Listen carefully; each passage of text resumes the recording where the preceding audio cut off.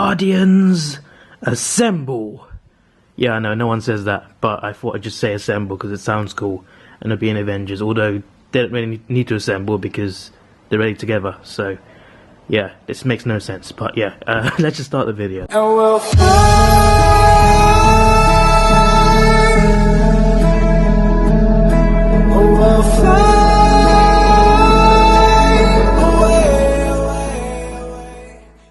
So it's 1 AM now, and I have to be extra quiet, but Guardians of the Galaxy Volume 2, the weakest MCU movie in Phase 3, not the worst MCU movie, it's not terrible, I mean it's okay, it's above average, it's enjoyable, but it's got a weak plot overall, to be honest, and the villain is lackluster, like most Marvel movies to be fair, but yeah, this one, nowhere near as good as the first one I feel. It was still good though. They put a lot of jokes in it. Probably this one and Ragnarok, they overloaded the most with comedy.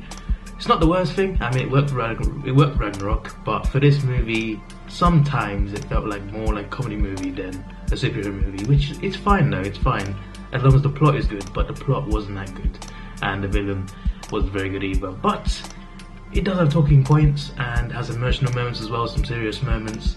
To be fair, the funny scenes are quite funny. Not gonna mention them really, but I'm just gonna say like most of the comedy scenes, they're funny. They're funny to watch. Some of the interaction between characters, it's just so funny. But anyway, let's talk about the main parts of the movie. So you see Star-Lord's parents first of all. You see Star-Lord's dad for the first time, and then you get the opening fight scene with that big monster. That was a pretty cool scene. Then they go to that. They're working for gold people, whatever they're called. They're called the Sovereign, right? I'm gonna call them gold people. I'm gonna call them Golden Company because it just sounds better, okay? And in exchange for taking out the monster and protecting their batteries, they have Nebula. They give Nebula back to the Guardians, back to Gamora. Gamora wants to take it back to Xandar, and yeah, Nebula is their prisoner. They leave. Rocket steals some batteries, which you'll live to regret because the Golden Company they want to go and they go after the Guardians now because they know that they've stolen from them. So yeah, this whole movie they're chasing the Guardians just because of some batteries. You know, it's a bit petty. It's a bit petty, but yeah, they turn up like a couple scenes, and yeah, straight away actually, they start chasing them. They escape because Ego shot their jets out the sky, and yeah, eventually they meet Ego, and it was an epic chase scene, by the way. But yeah, there's a Star Wars reference as well when they're going through the asteroids, and Drax says you need to be the best pilot in the galaxy to be able to get through that, and it's a reference to Star Wars when you think about it. It's a reference to a scene, I'm pretty sure. But yeah, let's fast forward. Peter, Gamora and Drax, they go with Ego to Ego's planet. Rocket stays with the ship because they crash landed on a planet. The ship is half broken, so Rocket's fixing it. Groot's still there, Nebula's in prison, still there, and the rest of them have gone with Ego, the living planet. So yeah, it's two sides of the plot, I guess. But obviously the movie is about Peter Quill's dad. So obviously eventually they all end up together. So yeah, but we'll get to that point eventually though. But yeah, you get that scene of Yondu and Sakaar, who's played by Stallone. That was I mean, nothing much to say about that scene, but it was nice to see Stallone in the Marvel movie because I like him. I don't think he's like the greatest actor, but I'm a big fan of Rocky and Rambo. So to see him, to see the guy, to see Rambo himself, Rocky himself in an MCU movie, it just looked pretty cool. I know it's not a major character, but still, it looked fine. Then you get to meet Mantis, Drax. Well, Drax is the funniest character in the movie actually.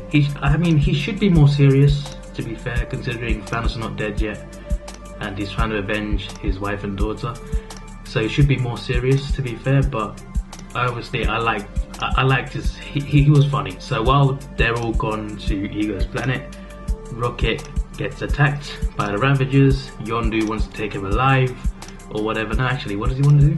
He wants to take him back to the Golden Company, I'm pretty sure, but he disagrees, and yeah, and then Nebula kills Yondu because Nebula escapes, and she kills. No, what am I saying? She doesn't kill Yondu. Am I stupid? She knocks Yondu's flipping head thing out, so he can't control his arrow, and yeah, there's a mutiny. Obviously, the Ravagers take over the ship, imprison Yondu and Rocket and Groot. Well, they were going to kill him, to be fair, but Nebula said to spare him, so maybe she cares a little bit, or maybe not.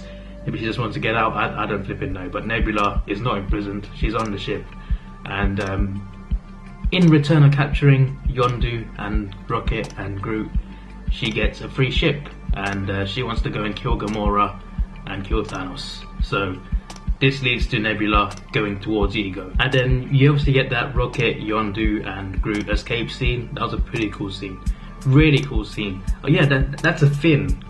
That's what I was gonna say. I said thing on his head. It's a fin. He gets a new fin, Yondu, and they escape with Rocket and Groot. That was a really cool scene. That was a really fun scene to watch. Great visuals as well, by the way. The visuals of the movie was great. So yeah, and then they're on their way to Ego as well. So eventually everyone's going to Ego. And Nebula, eventually, she gets to Ego and attacks Gamora because she wants to kill her. They fight, and then they spare each other's lives. The Gamora saves Nebula, etc. And then you get the emotional moment where Nebula talks about like how Gamora would win every fight, and because she kept losing, Thanos would rip her arm off, rip her body parts off. That's why her face is like part metal and stuff, metal arm, etc. So yeah, it's quite brutal, and she blames Gamora for it because she lost to Gamora in every fight. And yeah, that's an emotional scene. Not the most emotional scene though, we'll get to that eventually. So then they find some skeletons, some dead bodies, Gamora and Nebula. It's a good thing they fought because they wouldn't have found it otherwise. So that's another thing to carry the plot forward. But they found dead bodies, and we found out later on from Mantis that those dead bodies are Ego's children. That is crazy. Basically, Ego wants to destroy all the planets and recreate the universe and make everything him. Because he can do that, he's capable of doing that, but he needs another Celestial with him because he's a god. So Star-Lord's dad is a god, which is pretty cool. So Star-Lord's like a half god, but they're both Celestials now, and Ego needs him in order to create other things. And Ego tried to do it with other children, with all the other children. He tried to do it, and he couldn't clearly, and he killed them all. That's why they're all down there, etc. And then yeah, with Star-Lord, he finds out that he can actually do it with Star-Lord. So yeah, there's that. So they have to stop the rest of the Guardians. Obviously, the Guardians themselves, plus Yondu, plus Nebula, plus Mantis, all of them together have to go and destroy Ego's brain. They get Star-Lord first. They save Star-Lord, and obviously you get the emotional moment first of all though. Ego killed Star-Lord's mum. How brutal is that, to know that your dad put a tumour in your mum? How flipping brutal is... Imagine finding that out. That is ridiculous, man. That is traumatic. But yeah, they save Star-Lord, and then they go into the core of the planet with a bomb. They have to destroy his brain, of course, and then the Golden Company arrive because they can track the batteries that Rocket stole. Rocket, why did you steal the batteries? You could have had it could have been easier, but you know, you got to carry the plot forward, I guess. But yeah, they interrupt, but eventually, you get the final battle eventually, and it was an epic final battle. Star-Lord versus Ego. You get all the Guardians taking on the Golden Company, I guess. You get all these different scenes. The visuals are great, and yeah, it was just the fight scenes are fun. That's not the issue with this movie. Fight scenes are fun. Comedy is fine. It's overdone a bit, but the comedy is fine. It suits Guardians anyway. But the plot for me just wasn't that great, and the villain for me just... I don't know what to say about the villain. He just wasn't great. It ends with Yondu sacrificing himself to save Star-Lord. Obviously the planet's blowing up, of course, so they got to escape. Everyone else is out. Star-Lord is left. Yondu takes him away, and obviously there's only one, like, what's it called? One cloak to let you breathe in space, and Yondu gives it to Star-Lord. And Peter, he watches his other dad, his actual, like, because Yondu kept him away from... Yondu was hired by Ego to bring Star-Lord to Ego, but after Yondu found out about the dead bodies, he chose to keep him. So, you know, he actually cared, and Yondu was the real father of Peter Quill, even though he wasn't biologically. But I mean, like, in terms of like being there for him and raising him, Yondu was his proper father. Then you get his funerals, then you get Nebula leaving the Guardian ship to go and kill Thanos, so I'm guessing we will see her arrive in Infinity War. By the way, in Infinity War, the 3 people that, if Thanos dies, he won't die in Infinity War, I think he'll die in Avengers 4 next year, but if or when Thanos dies, the 3 people I want to see kill him most are Gamora, Nebula, and Drax. Drax because of the deaths of his wife and daughter, Nebula because of what Thanos has done, and same with Gamora, what Thanos has done, and it would be poetic justice for them to be the ones to get the kill. But yeah, we'll see what happens. We'll see what happens. I just hope at least one of them is involved in the end of Thanos. So yeah, you get Yondu's funeral, of course, and then you get 5 after credit scenes. 5. Is that a record for a movie? 5 after credit scenes in one movie? That is absolutely ridiculous. So first of all, you get that other Ravager. What's his name? He was there in the final battle, but he wasn't really fighting. He was just in the ship to get them all out. Whatever his name was, the tall, skinny guy. He's quite funny, to be fair. And he gets to control Yondu's arrow. He tries some practice and he shoots Drax accidentally in the chest. So that's pretty funny. Then he runs away as well. In the second scene, you get a scene with Stallone, so Stallone's character. Nothing special there, but it was pretty cool to see Stallone in MCU. So yeah, there's that as well. Then you get the Golden Company again.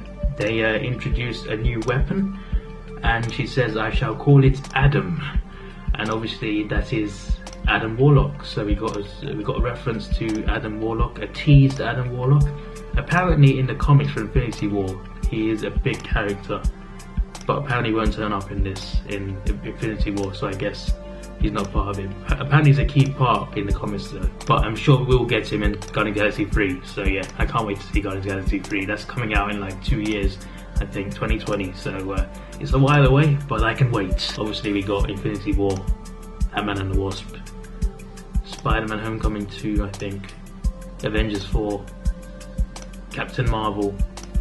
Okay, we've got all those movies coming before Guardians 3, so I think I'm occupied enough. And I'm a fan of DC as well, so obviously I'm looking forward to whatever they do. So yeah, there's that as well. But yeah, the 4th after credit scene is a teenage group, and they have an argument, Star-Lord and teenage group, and Star-Lord at the end is like, "Now I know how Yondu felt," and yeah, it just looked like a proper parent to son conversation. It was quite funny. And finally, we got the final after credit scene, Stan Lee with the Watchers. He was in the movie earlier in a cameo, of course. He was informing the Watchers.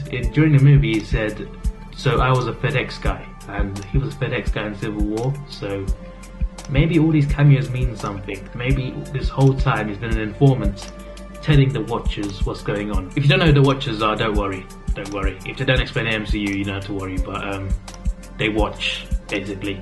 And Stan Lee's, apparently, they're informants. So that's a pretty cool theory, and it kind of is, well, I don't know what to say really, but the thing is, they said he was a FedEx guy in Civil War, but Guardians of the Galaxy 2 happens a few months after Guardians of the Galaxy 1, and then after number 2, it's spread out, it's sped up over a number of years, and Infinity War is years after number 2, so that's really weird. Like, the timeline. Today was the day I uploaded Iron Man 3, or yesterday now, since it's an hour into the next day, but I uploaded Iron Man 3, so I'm that far ahead.